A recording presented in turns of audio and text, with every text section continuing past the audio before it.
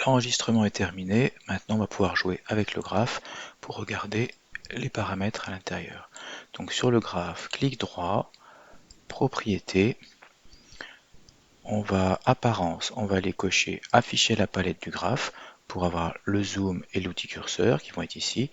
Et on va afficher aussi la légende des curseurs qui va être de ce côté-là. On va rajouter deux curseurs.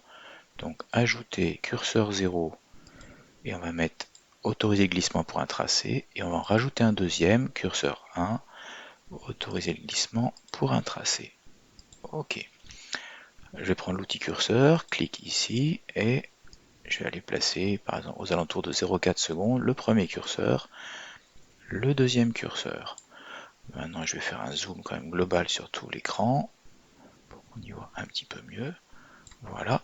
Et je vais aller zoomer cette partie-là. Donc on prend l'outil zoom en abscisse et je vais aller zoomer par là pour faire apparaître quelques périodes. Je vais remettre les deux curseurs l'un à côté de l'autre. Voilà. Et je reviens zoomer sur les quelques périodes qui sont par ici.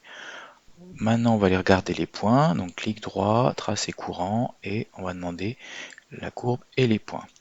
Voilà, on va refaire un dernier zoom pour pouvoir mesurer la période correctement. Voilà, donc ici, je reviens maintenant sur l'outil curseur.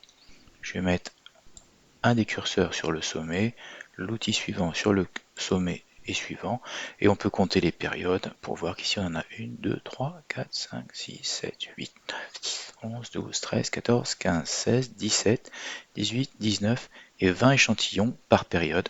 C'est normal, on échantillonne un signal à 1 kHz avec une fréquence de 20 kHz.